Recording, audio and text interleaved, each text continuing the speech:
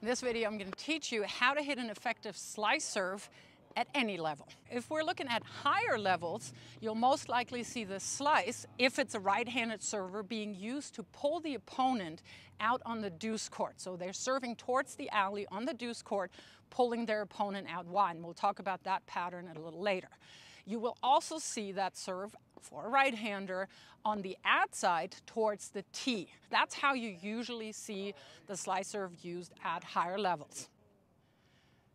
Now, this video is a little bit more for newer players, and I really urge you to work on your slice serve. But even if you're not a higher rated player and you haven't quite mastered the placement of the serve yet, if you're hitting a slice, it's still absolutely worth using it a lot for the very simple reason that at lower levels, 3-0, 3-5, a lot of players are using the wrong grip and they can only produce flat serves. So the ball, when it bounces, travels straight on.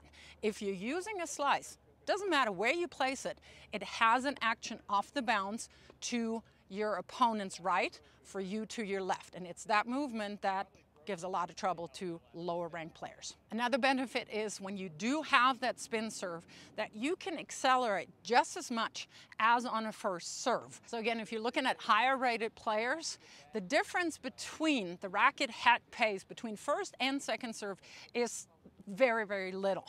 But the rotation on the ball is markedly different. And the beauty is you can swing almost just as fast as on the first. You're just adding spins. You're basically making the serve safer. And that should give you a lot of confidence that you're not double faulting. If you want to hit a slice serve, you have to have your Continental Grip. So here are two ways to find your Continental Grip. First, very simple. Take the racket into your non-dominant hand. Just let it hang down here from your fingertips. Take your dominant hand, put it on the frame, and slide down. So what you should see is a V of your hand on this top bevel slightly over to your left. That is for a right-hander. Other way that you can find your Continental Grip is this. Tuck your racket in like so, under your non-dominant shoulder. If you're right-hander, it's my left, from above the grip, and you pull it out like a sword. If you have a frying pan grip, there's no way you can get spin on the ball, because the only way that you can maneuver the racket is to come straight from behind the ball, which is completely flat. And that is why it's so easy to return that serve. It has zero action off the bounce. Now, if you have your Continental Grip and you're then using a forearm pronation and an internal shoulder rotation, you can now manipulate how the racket face makes contact with the ball. And that is how you place the ball, actually. Now, with the slice serve, I'm going to show you two patterns that are coming straight out of the singles playbook by Fuzzy Yellow Balls. The first is your regular serve and +1 that you see all the time. Again, for a right-hander, I'm going to serve to Erica's forehand. I'm trying to pull her out wide, and that opens her backhand side. So just serve +1. And then we're going for the ankle breaker. So check out the singles playbook by Fuzzy Yellow Balls. Great moves, great patterns to beat anybody you can encounter in club tennis. And by the way, I'm going to pop the link down below in the description.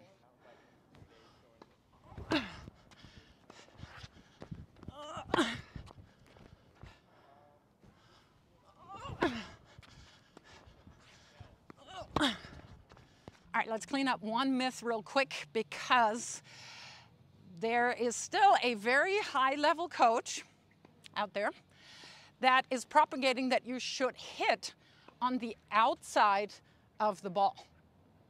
And that is just not true, because you're neglecting the internal shoulder rotation and the forearm pronation, and you cannot hit a good serve without those two.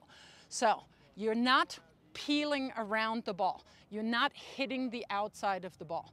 The difference between a flat serve and a slice serve is literally 4 to 6 degrees of how your racket is squared up to the racket. Completely full flat from behind, that's a flat serve, or a slice serve ever so slightly more tilted. So this whole like peeling around, you can maybe control that at very low speeds, but once you're really starting to swing, you can't control that anymore. Let's work on the pronation. Let's do a couple of drills for that. Key is that you're leading with the edge of the racket. So let's keep the racket out for a second. Let's just work with the hand because that's the easiest way to learn this. Right now, all I'm doing is I'm leading with the edge of my hand. Later on, this will be the edge of the racket. I'm just trying to hit up on the ball with the edge because that's what I'm going to do later. Now I'm adding pronation, meaning my forearm turns. See my thumb here? My thumb turns up and out, and that will manipulate the racket face.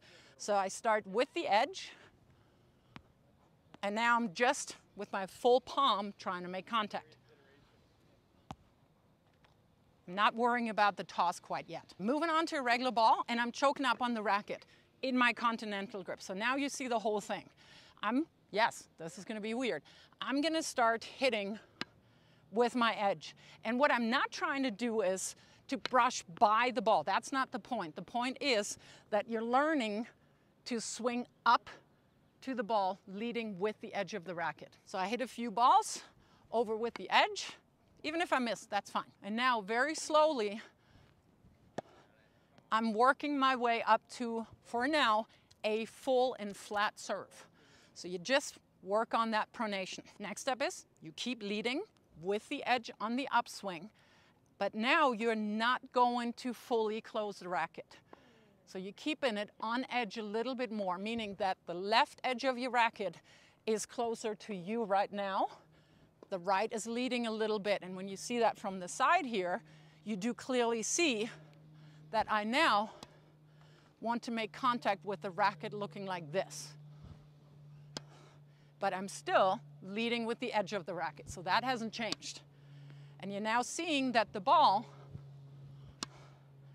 is actually going to my left and to your opponent's right. All right, now we're moving back to the baseline, and you're starting with an abbreviated motion, just again to get the feel. So you start in your letter L, or what you want to call the trophy position, loading position, either one is fine.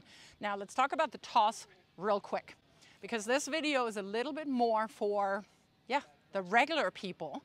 I'm still wanting that toss a little bit further to the right. So that probably was a little too far. So think about, this is at 12 o'clock to about 1 o'clock. And the toss, after you release it and it comes back down, should be about a foot and a half inside the court. That's a good slice toss. Looking at really good players, they can literally hit a kick, a slice, and a flat serve from the exact same toss. That's why it's almost impossible to tell what kind of serve they're hitting. But since we're not quite at the French Open yet, let's stick with the 1 o'clock serve. I don't care if they see it. At the lower levels, even if they see it, they're not used to having that spin come at them and or veering off away from them. It's going to be enough trouble. All right, so with the slice now, I'm trying to go wide. I've done it a couple of times, just abbreviate it. That's a good serve, even if I miss. Not the most spin, but slice.